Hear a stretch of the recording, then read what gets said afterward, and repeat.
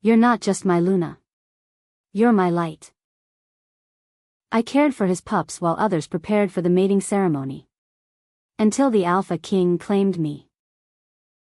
Chapter 1, The Nanny and the Crown. Katrina had learned to make herself invisible. It was the only way to survive in a palace full of wolves. She moved through the moonstone halls of the high den like a shadow, bare feet silent on cold marble, arms full of blankets that still smelled faintly of milk and pine. The Alpha King's pups slept in their cradle of carved oak, their small chests rising and falling in peaceful rhythm. They were not her blood, but she loved them as if they were. Outside, the howls began, the first notes of the mating ceremony echoing through the mountain. The entire kingdom was gathered in the courtyard, celebrating the king's destined Luna to be.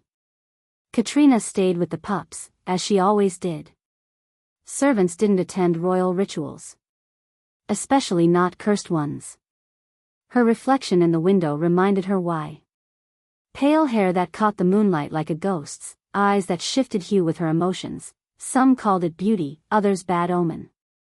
But her family's mark, a faint crescent scar beneath her collarbone, told the truth. She carried the blood of the banished moonborn, a lineage the council had wiped out a century ago. A soft cry pulled her back to the cradle. She bent, humming softly, letting her wolf senses wrap the room in warmth. The pups calmed instantly. She brushed a thumb over the smallest one's cheek. "You'll never know what it means to be hunted," she whispered. "Not if I can help it." The door opened behind her. She froze, her spine straightening instinctively. Bruce stood in the doorway. The Alpha King. The room seemed to shrink around him. He was broad-shouldered, silver-eyed, his dark hair tied back with careless precision. The power in him wasn't loud, it was suffocatingly quiet, like the calm before a forest fire. "You weren't at the ceremony," he said. Katrina bowed her head.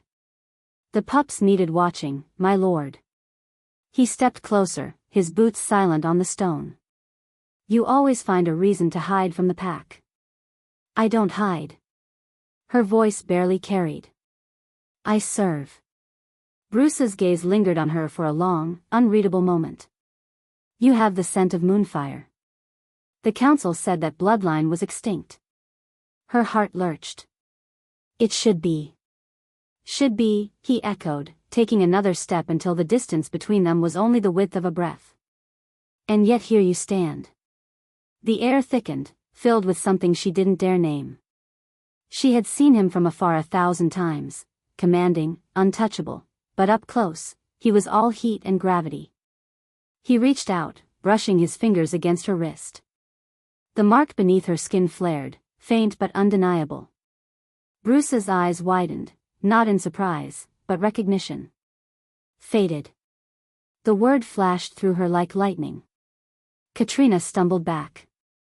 "No. It can't be. You're promised." "The moon doesn't make mistakes," he murmured. "You think this is fate," she hissed. "It's a curse." Bruce's jaw clenched. "Then I'll bear it with you." The words hung between them, heavy as prophecy. Somewhere in the distance, the drums of the ceremony continued, oblivious to the fact that the Alpha King's true mate wasn't waiting in silk and silver, but standing barefoot in the nursery, holding the kingdom's future in her trembling hands. And the moon, ever cruel, was watching. Chapter 2, The Ceremony That Broke.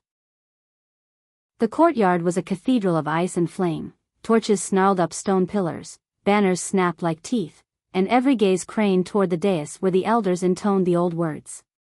The chosen Luna stood in silver, perfect and practiced, a smile lacquered over nerves. Drums pounded. Wolves howled. The crown waited. Katrina didn't belong here. Yet here she was, barefoot on cold marble, the scent of milk still clinging to her skin from the nursery. She hadn't meant to step into the open air. She'd meant to stay with the pups until the ceremony ended and the palace exhaled. But the mark beneath her collarbone had ignited when Bruce left the nursery, a steady burn that dragged her through corridors as if the moon itself had her on a leash. Bruce stood at the top of the steps, every inch a king, broad shoulders squared beneath wolf fur, eyes like winter lightning. When he looked down into the crowd, the world held its breath. And then he found her. The burn in Katrina's chest became a detonation. His power rolled across the courtyard, quiet, irresistible, and the murmurs fractured into silence. Even the drums faltered. Elder Toma recovered first, voice slicing the hush. Alpha Bruce, speak the vow. Name your Luna. Bruce's jaw worked once, twice. He did not look at the woman in silver. He lifted a hand and pointed, past the nobles, past the warriors, straight to the servant with pale hair and bare feet. To the one the moon chose, he said, voice low, unarguable. Katrina of the nursery. Gasps tore the air. A growl rippled through the ranks, disbelief tipped with outrage. The chosen Luna's smile cracked. Counselors surged to their feet like crows startled from carrion. She's moonborn, someone spat. Bastard blood. Servant, another hissed. Curse. Katrina couldn't move. Every instinct screamed run. But Bruce descended the steps, each tread a promise. When he reached her, he didn't ask permission. He lifted her hand, gentle, inexorable, and pressed her palm to the left side of his chest. His heartbeat slammed against her skin. The mark beneath her collarbone flared, answering his pulse. A ring of pale fire spiraled from their joined hands, rising, scattering frost into glittering sparks. Wolves stumbled backward, ears flattened, whines trapped in throats. The moon brightened as if leaning closer. Elder Toma's face twisted. This is a violation of right. This is the right, Bruce said without looking at him. The only one that matters. Power thrummed through Katrina like a second bloodstream, threading bone to bone. Panic collided with heat, with something like grief and relief sharing the same breath. She felt him, beyond scent, beyond sight, the raw ache of a king with too many ghosts, a wolf that had slept beneath armor for years and was, suddenly, awake.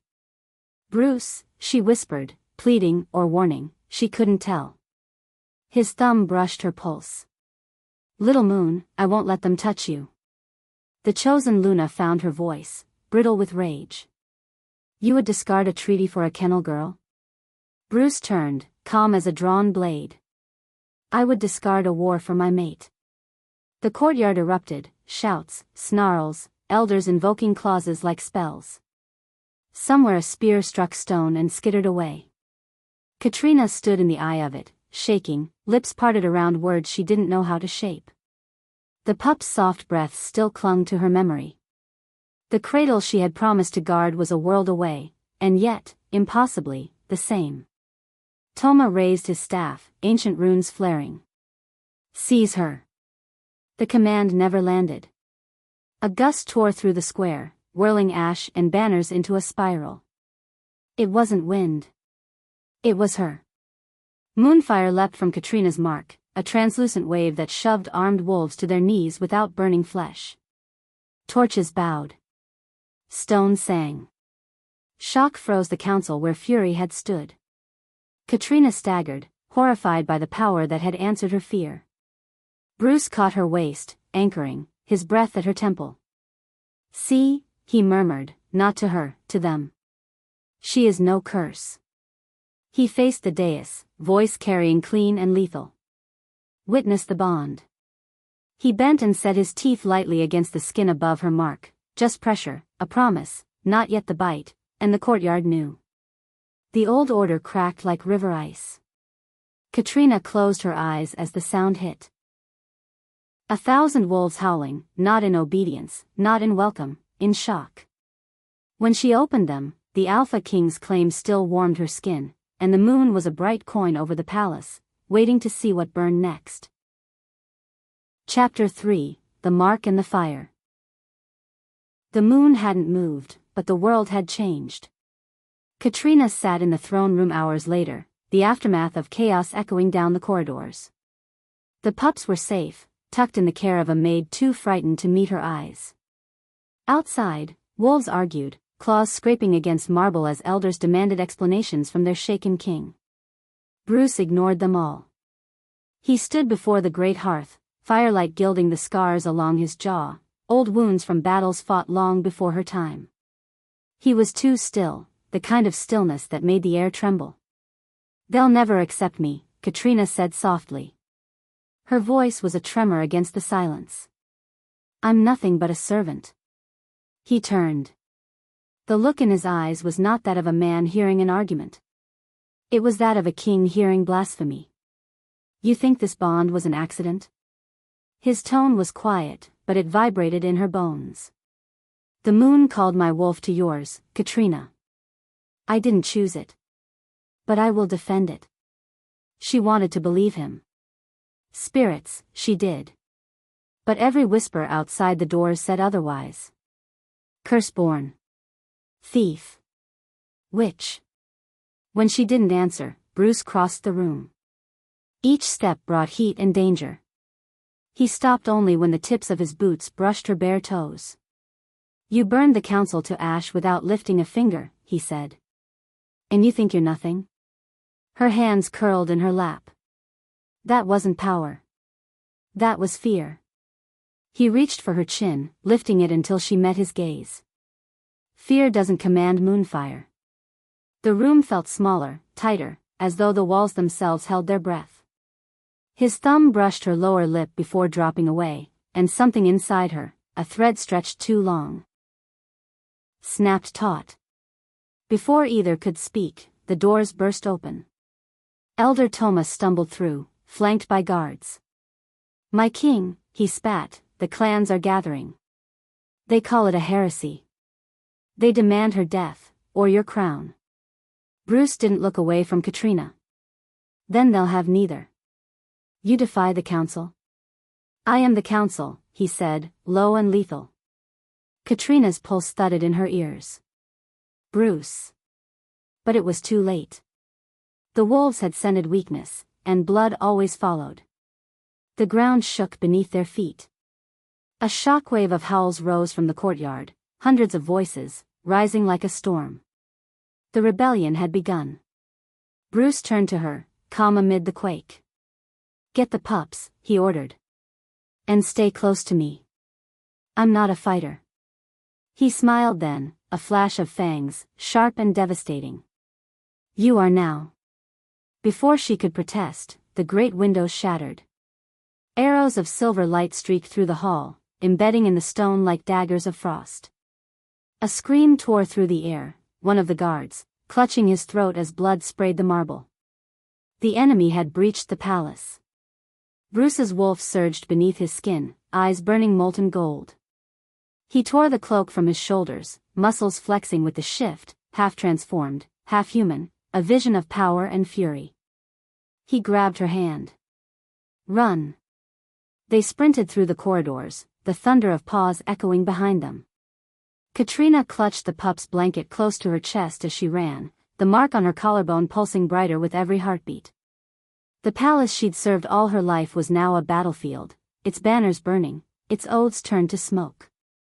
When they reached the nursery, Bruce slammed the door shut behind them. "Stay here," he said. "No," her voice cracked, but her hands were steady. "If this is my bond, my fate, I won't hide again." He looked at her, the firelight catching on the silver of his eyes. Something changed in that moment, respect, or surrender, or both. "Then stand with me," he said. Katrina stepped forward. "Always." Outside, the rebels howled for blood. Inside, the cursed Omega and the Alpha King prepared to meet them, not as ruler and servant, but as equals bound by something far older than law. The moon rose higher, and the first true war cry of the new reign split the night. Chapter 4: The Siege of the Moon Palace. The night howled with betrayal. Outside the shattered gates, the clans had turned, wolves from the eastern highlands, from the northern marshes, from every border Bruce had once sworn to protect. Their howls rolled like thunder through the mountains, an unholy chorus of rage and envy. The Alpha King had broken tradition. He had marked a servant. Katrina stood beside him, heart slamming against her ribs. Smoke drifted through the nursery's broken window, carrying the bitter tang of blood and pine. She clutched the pups tight, their soft whimpers muffled against her cloak. Bruce's voice was steady. "The pack will follow the strongest. They always do. You can't fight them all," she said. "Not for me." He turned, eyes burning gold in the dim light. "Not for you," he corrected softly. "With you." Before she could respond, the great doors of the nursery shook, once, twice, then splintered under the force of claws and fury. The first wave poured through, wolves in half shift, eyes wild, teeth bared. Bruce moved like lightning. His claws tore through the air, each strike a blur of muscle and shadow. The rebels barely saw him before they fell. Katrina backed toward the cradle, the mark on her chest searing hot. Every scream, every roar vibrated through her bones. She wanted to look away, to hide, but she couldn't. Something inside her stirred, deep, ancient, furious. When a blade of silver arced toward Bruce's back, she didn't think. She reacted. Moonfire erupted from her palms. It wasn't delicate this time. It was wild. A storm of white-blue light that exploded through the nursery, incinerating the weapon midair and hurling the attacker across the room. The walls shook, windows shattered, and for a breathless instant, even the wolves outside went silent. Bruce turned to her slowly. "Katrina." She stared at her hands, the light still flickering at her fingertips. "I didn't mean to." He crossed to her, grabbing her wrist gently, his thumb brushing the scar beneath her skin. "You've done what no wolf could. The moon answers you. I don't know how to control it." Then we learned together. The sound of another explosion shattered the moment, a wall caving in under rebel assault. Dust and debris rained from above. Bruce pushed her toward the hidden stairwell. "This way. The tunnels lead to the eastern cliffs. You'll be safe there. I'm not leaving you." His expression softened, and for a second, she saw the man beneath the crown, the one who had carried too many deaths, too many oaths. "You are the only thing I can't lose." Katrina's throat ached. "Then don't ask me to run." A growl rolled through the ruins behind them. Elder Thomas stepped into view, his wolf form half man, half beast, eyes glowing a murderous crimson. "I warned you, Bruce. The moon doesn't bless corruption." Bruce's lip curled. "You mistake corruption for courage." Toma raised his staff, symbols flaring red instead of silver. "Then watch courage die." The spell lashed toward them, a streak of bloodlight so bright Katrina flinched. Bruce leapt to block it, but she was faster. Moonfire burst from her mark, colliding midair with the Elder's curse. The impact shook the floor, shattering stone and sending both powers spiraling into a maelstrom of fire and light. When the smoke cleared, Toma was gone, only ash and the scent of iron left behind. Katrina stood shaking, the glow fading from her hands. "What did I just do?" Bruce's answer was reverent, almost disbelieving. "You ended the war before it began."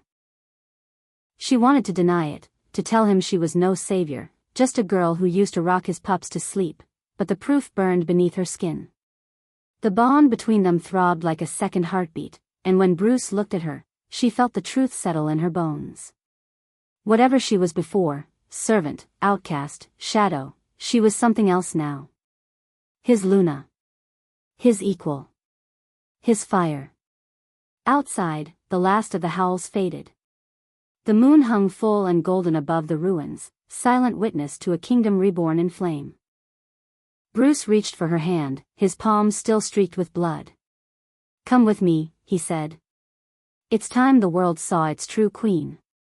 Katrina hesitated only long enough to gather the pups, then placed her hand in his. Together, they stepped out into the night, two figures against a sea of smoke and stars, their bond burning brighter than the fires that still smoldered behind them. Chapter 5, The Queen of Ash and Silver. By dawn, the palace was half ruin, half temple. Smoke drifted through the open arches, carrying the ghosts of the night's battle. Wolves limped through the courtyard, some kneeling in submission, others fleeing into the forest. The fires had died, but the scent of burned oaths hung heavy in the air. Katrina stood at the heart of it all, barefoot, her dress torn, her hair matted with soot. Yet when the survivors looked at her, they didn't see a servant anymore. They saw something brighter, something terrifying. The woman who had turned an elder to ash. Bruce stood behind her, silent, his hand resting lightly on her shoulder. The contact grounded her. The king and his Luna, side by side, ringed by dawnlight. Elder Ven, one of the few counselors still alive, approached and bowed, deep and trembling. Alpha King, he rasped. We await your decree. What is to become of us? Bruce's voice was steel. Those who raise their blades will lay them down. Those who submit will live. And her? Ven's eyes flicked toward Katrina, voice lowering. What of the Moonborn? Bruce's hand slid to the curve of her waist, possessive and proud. She saved this pack when the rest of you hid behind tradition. From this day, she is Luna, chosen not by law, but by the moon herself. Whispers rippled through the gathered wolves. Some bowed deeper. Others turned away, shame or resentment twisting their faces. Katrina swallowed hard.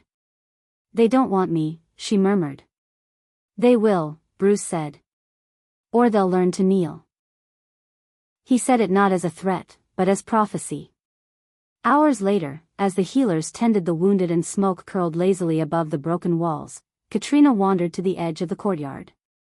The moonfire still shimmered faintly beneath her skin, a soft glow that pulsed when she breathed too deeply. It frightened her almost as much as it comforted her. She turned when she felt Bruce's presence. He moved quietly for such a large man, his aura a dark gravity that filled the air. Your body's rejecting the strain, he said, eyes tracing the faint cracks of light along her collarbone. You weren't meant to channel power that old. She looked down at her hands. It's burning me, isn't it? He hesitated, then nodded once. If you keep drawing from it. And if I stop? His jaw clenched. Then it dies inside you, and so does the bond. The words hit her like a blade. You mean? I'd lose you? He met her gaze, gold flashing under the morning sun. No. You'd lose yourself. They stood in silence, the world rebuilding around them, stone being hauled, voices rising in tentative hope. But beneath it all was a thread of tension neither could name. You were never meant to be hidden, Bruce said finally, stepping closer. The power you have, it's what our kind forgot to worship. You're what the moon made when it grew tired of watching kings fail. She gave a soft, disbelieving laugh. You make me sound like a weapon. He leaned in, his voice a rough whisper. You're not a weapon, Katrina. You're the reason I still have a kingdom. His forehead touched hers, and for the first time since the fire, she let herself exhale. The bond between them thrummed, not the consuming blaze it had been in battle, but something steadier, deeper. When he kissed her, it wasn't the mark of claim. It was the mark of survival. The wind shifted, carrying the sound of the pack howling, not in defiance this time, but in mourning and rebirth.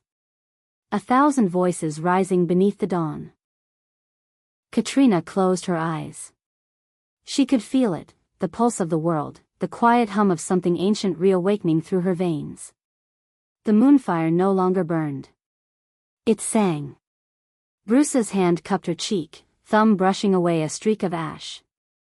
You're not the girl who hid in the nursery anymore, he said softly. You're my equal. My Luna. The queen of ash and silver. And for once, she believed him. Because when she turned toward the horizon, the sun caught the edge of the ruined crown at his feet, and the reflection shone not gold, but silver white, the color of her fire. Chapter 6, The Moonborn's Choice. The nights that followed were eerily quiet. Too quiet for a kingdom built on war. The fires were out, the bodies buried, but the air still carried the weight of something unspoken, an unease that even Bruce's presence couldn't quell. Katrina could feel it in her blood, in the strange heat that came and went like the tide. Her body hummed with power that refused to sleep. She stood in the old temple at the heart of the palace, what was left of it. The marble floor was cracked, the altar blackened by smoke. Yet when the moonlight poured through the broken roof, it seemed to reach for her. The pale beam struck the mark on her collarbone, and for a heartbeat, the glow flared brighter than ever before. "You shouldn't be here alone," Bruce's voice came from the doorway, low and steady, but softer than it used to be. Katrina turned, her lips twitching into a small smile. "You think I can't handle ghosts?" "It's not the ghosts I worry about," he said, stepping closer. "It's the way the moon looks at you." He wasn't wrong. Every night, her connection to it grew stronger, more demanding. Sometimes she heard whispers in the wind, voices in the shadows calling her child of the moon. The power within her wasn't fading like he'd hoped. It was evolving. "I need answers, Bruce," she said finally, her tone sharper than she intended. "What am I?" He hesitated, and that alone terrified her more than any prophecy. "You are moonborn," he said. "But there's more to that than the old stories tell. Long before the Pax, before kings, there were 3 chosen by the moon herself, guardians, weapons, and anchors for her will. The last one disappeared centuries ago." Her heart stuttered. "And you think I'm?" "I know you are." The words echoed through the temple. For a moment, neither of them spoke. The only sound was the low rumble of thunder far off in the mountains. "If that's true," she whispered, "then I'm not really one of you." Bruce's jaw tightened. "You're mine. That's all that matters." The bond between them pulsed in her chest like a heartbeat. But beneath the warmth, she felt something else, a pull, soft but insistent, tugging her gaze toward the shattered altar. The moonlight thickened, twisting like smoke, until a shape formed in the glow. A woman cloaked in silver fire. Her voice was soft and infinite. "You have awoken what was bound. The moonborn does not belong to wolves, nor to kings. She belongs to the light and the dark, to the cycle unbroken." Bruce stepped in front of Katrina instinctively, but the apparition didn't even look at him. "You can't have her," he snarled. The spirit tilted her head, her eyes fathomless. "She was never yours to keep." Katrina's pulse raced. The moonlight around her grew too bright, searing through the cracks in the floor, illuminating every scar and secret in the chamber. "What are you saying?" she whispered. The spirit's gaze softened. "You have 2 paths. Stay bound to him, and your mortal heart will burn away. Or take your place among the moonborn and rise as one of us. Eternal, untouchable, alone." Bruce's hand tightened around hers. "Don't listen," he said. His voice was raw, desperate. "She's lying. You belong here, with me." Katrina's throat closed. She looked at him. The Alpha King, scarred and fierce, his golden eyes shining with fear for the first time. The man who had seen her when she was invisible. The man who made her feel human again. But deep down, she knew. The power wasn't done with her. The moon didn't choose mortals, it consumed them. Tears blurred her vision. "If I stay, I'll destroy you," she said. "Then let me burn." He reached for her, but the light flared, a roar of power that shook the temple walls. Her feet lifted from the ground, hair whipping in the wind, her skin glowing brighter than the moon itself. The bond between them stretched taut, so tight it hurt. "Please," Bruce whispered, reaching up even as the light consumed her. "Don't go where I can't follow." Her voice trembled, breaking apart like starlight. "I'll always find my way back." The light exploded, white, blinding, endless. And when the storm of radiance faded, the temple was still again. Bruce fell to his knees in the ruin, head bowed. The moonlight was gone. So was she. But as he lifted his gaze to the night sky, he swore he saw her face in the stars, a shimmer of silver hair and eyes that still burned with promise. And for the first time since the dawn of his reign, the Alpha King whispered a prayer, not to the gods, but to her. "Come home, my Luna. My Queen of Light."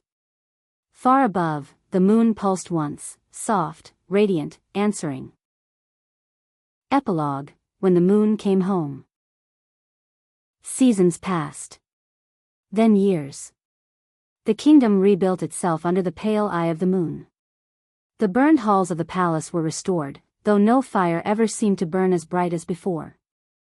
The wolves whispered of the night the sky split open, when their Luna vanished in a flash of silver fire, and the Alpha King who never took another mate. Bruce ruled as he fought, without mercy, without compromise.